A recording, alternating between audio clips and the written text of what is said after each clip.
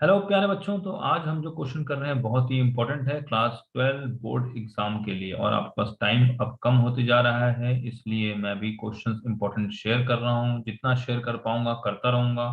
और आप लोग भी इसको रिवाइज करते रहना। कुछ भी डाउट है तो मुझे कमेंट में लिखना, ठीक है। तो लिमिट्स एंड कंटिन्यूटी से एक क्वेश्चन है। Limit of sine x minus cos x divided by x minus pi by four और एक्स जो है ये दोनों ब्रैकेट में है and x tends to pi by four, है ना। तो इसको कैसे करेंगे? तो सबसे पहले ये जो नीचे डिनोमिनेटर है x minus pi by four, इसको हम ले लेंगे क्या? इसको हम ले लेंगे y। ठीक है, इसको y मान लेना है।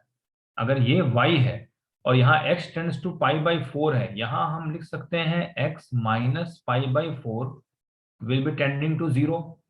अगर x बिल्कुल पाई बाई फोर के पास है तो x minus pi by four बिल्कुल जीरो के पास हो गया, है ना। तो आप ऐसे चेंज कर सकते हो। नाउ जो साइन x है, तो x की जगह हम क्या लिख सकते हैं? अब तुम्हें y के टर्म्स में लिखना है। तो x की जगह हम क्या लिखेंगे? y plus pi by four लिख सकते हो या pi by four plus y लिख सकते हो। तो ये जो x है यहाँ हम क्या लिख देंगे? y plus pi by four. ये भी क्लियर हो गया, है ना। नाउ cos x, यहाँ भी x की जगह वही लिखेंगे, y plus pi by four. अब देखो ये हमारा साइन ए प्लस बी और कॉस ए प्लस बी के फॉर्म में है, तो इसका फॉर्मूला तो आपको पता ही होना चाहिए। Sine A plus B is equal to sine A cos B plus cos A sine B. और कॉस ए प्लस बी क्या होता है? Cos A cos B minus sine A sine B, है ना। तो इसको अब हम एक्सपेंड करेंगे और एक्स को हटा देंगे, वाई को रखेंगे अब, है ना। तो इज इक्वल टू क्या हो जाएगा? चलो इसको हम एल मान लेते हैं। एल इज इक्वल टू, ठीक है, will be equal to what? It will be equal to limit of, now it comes to be y tends to zero, है ना। और यहाँ क्या हो जाएगा? साइन ए कॉस बी यानी कि sine y into cos of pi by four, है ना। Cos of pi by four क्या होता है? One by root two. तो वन बाई रूट टू आ गया। और क्या है? साइन ए क्या था? साइन वाई, है ना। साइन ए कॉस बी हो गया plus cos A sine B. Cos A sine B मतलब वन बाई रूट टू और कॉस ऑफ वाई हो गया, है ना। अब ऐसे हम कॉस वाले को करेंगे, तो कॉस ए कॉस बी आ गया पहले तो one by root two cos y minus of one by root two cos y. और अंदर में क्या आया? Sine A sine B, minus sine A sine B आया तो बाहर आके प्लस हो जाएगा।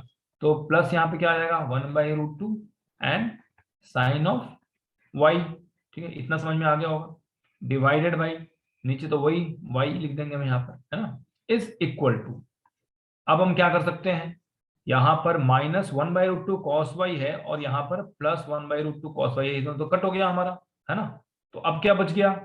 अब हमारे पास बच गया limit of y tends to zero, sine y by root two है और एक और sine y by root two है, यानी कि twice of sine y divided by root two तो था ही, और यहाँ पर y भी है, इसको लिख देते हैं, ठीक है।